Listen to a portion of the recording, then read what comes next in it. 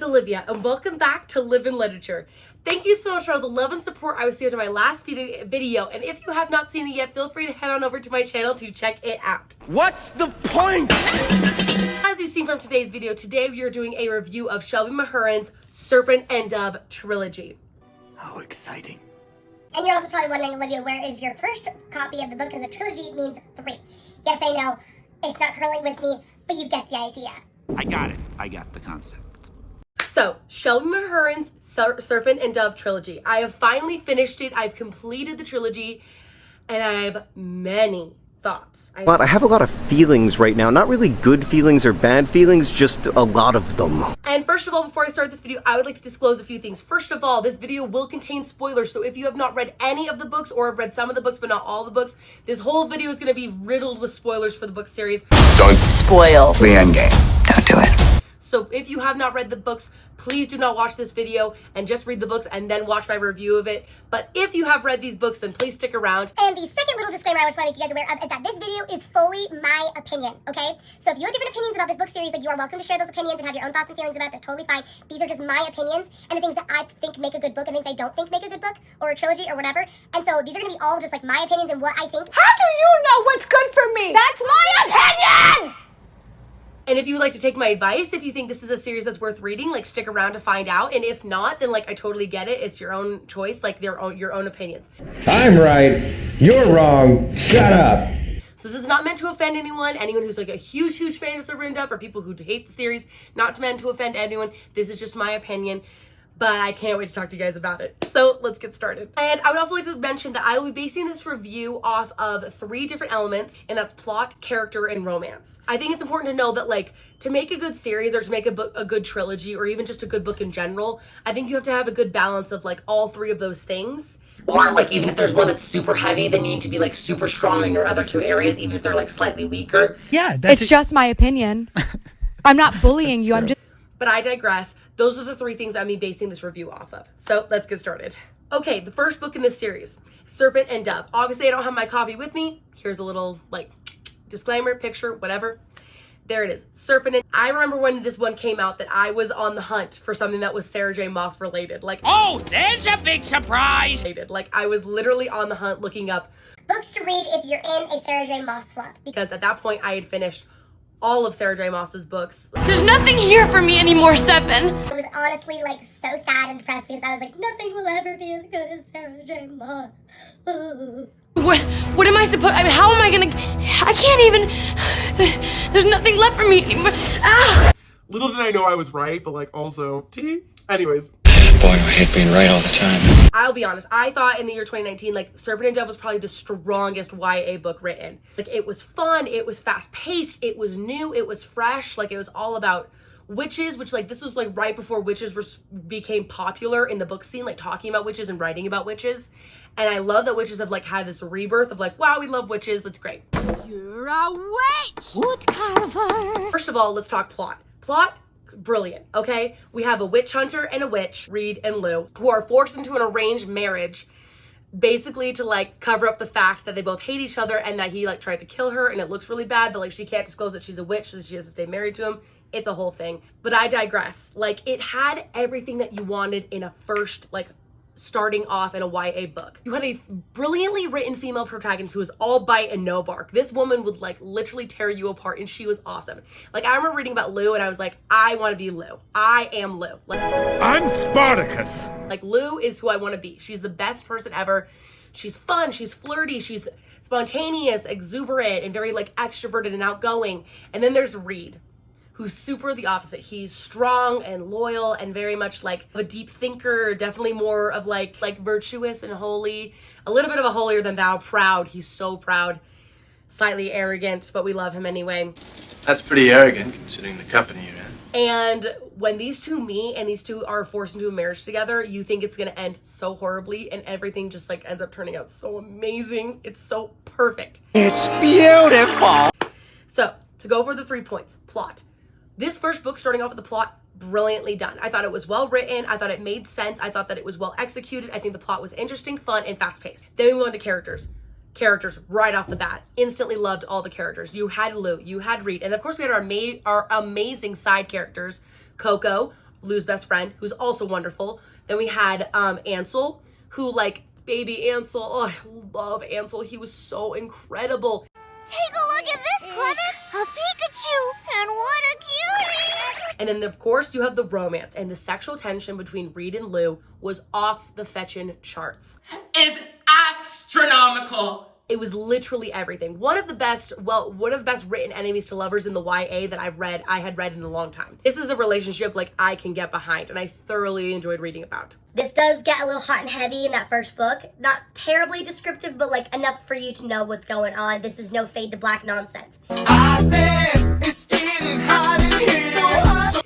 This also brings me to my first qualm of that first book. I don't think it should be marketed in the YA genre. I think it's written like a YA, but because of some of the content that takes place in the book, I don't think it should be in the YA section. Watch yourselves if you haven't read this one, but if you have, like, you know what goes down, and like, honestly, it's pretty freaking good. I enjoyed myself. It was great. So romance, 10 out of 10.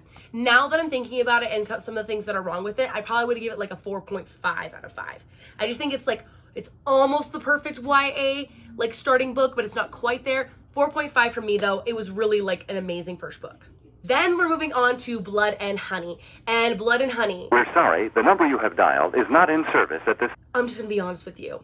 I loathe this book more than anything else on this planet Earth. You gotta be kidding me.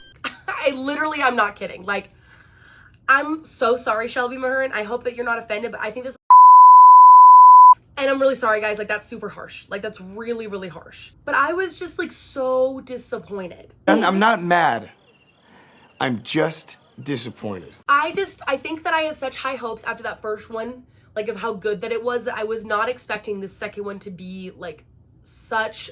How did I describe them? I don't know. I said something rather good this morning before coffee. And for me, it was a dumpster fire. For me, it was a complete dumpster fire. There you go. Poetry. So we start off the second book where we ended the first. Reed rescues Lou from the chateau where her mother tried to kill her.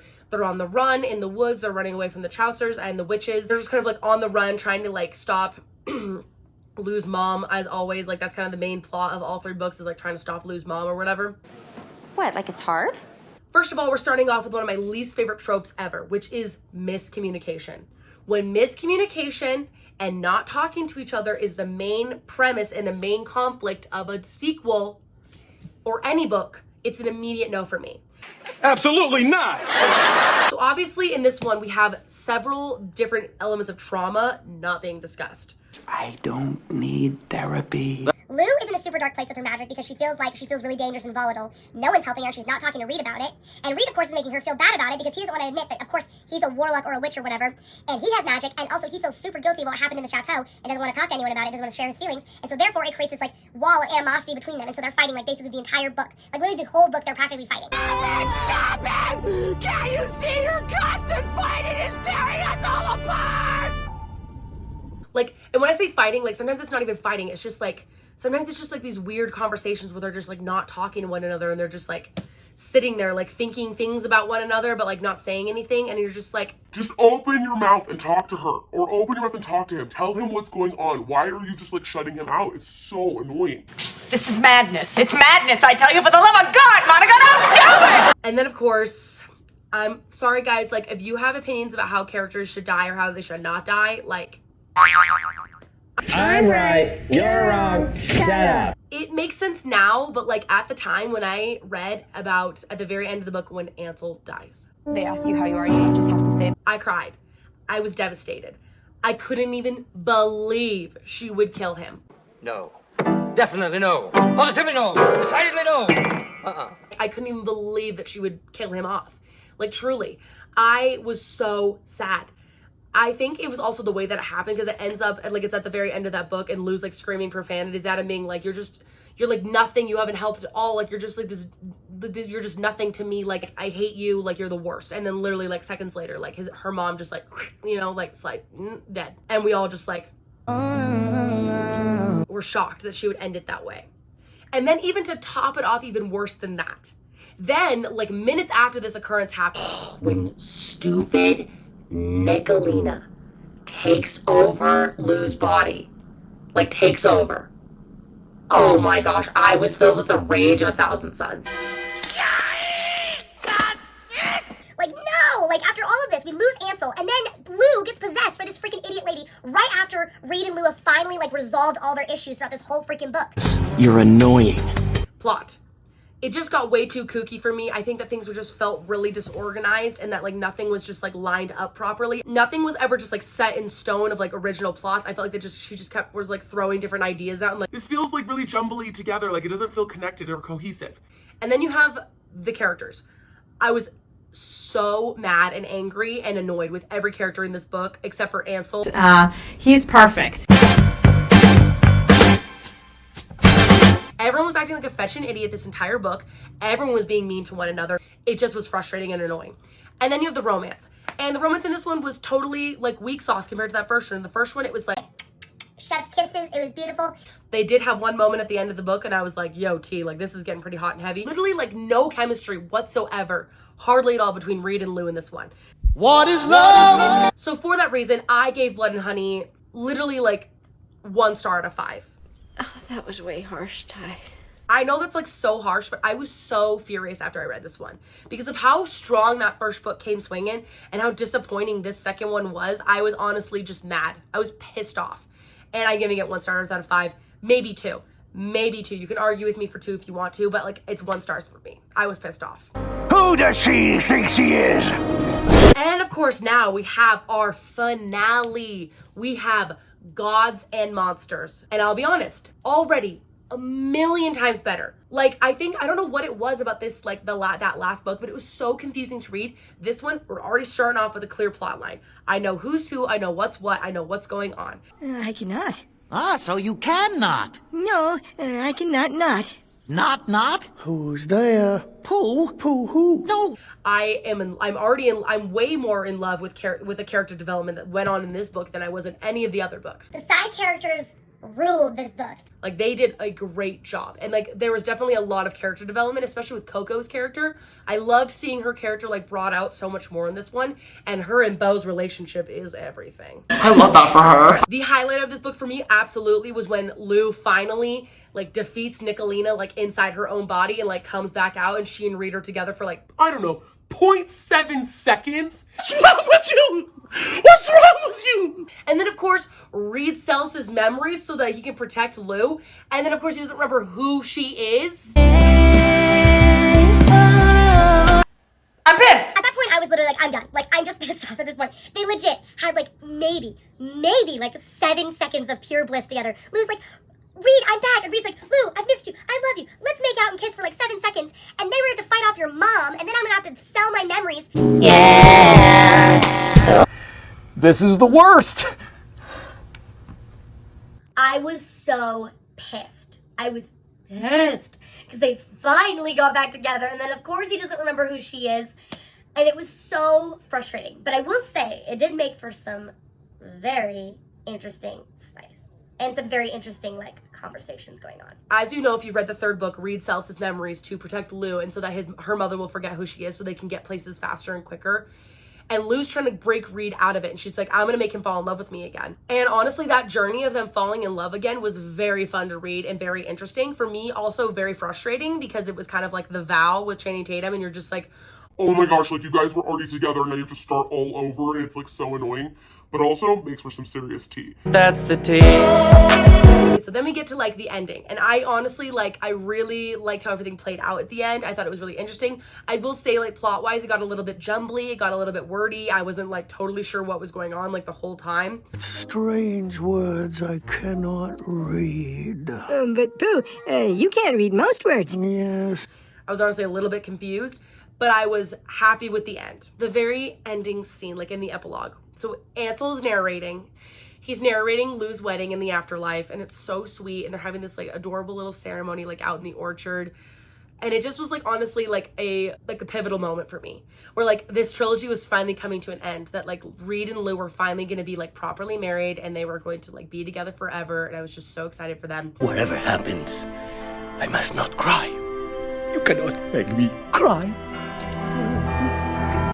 And it was honestly like making me like super emotional. I did shed a tear or two. Who else is fine? I'm gonna go make a picture of margaritas.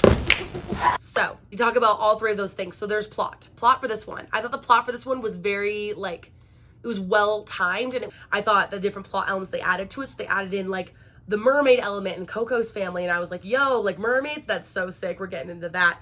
She's a fish! And then they had like the big fighting scene at the very end of the book where they like finally fought off Morgana, and then we had Morgaine, and then they had the moment where like Lou and Reed are being burned at the stake, and then Reed finally like, gets his memories back and he saves Lou, and it's just like, oh my gosh, like all these things.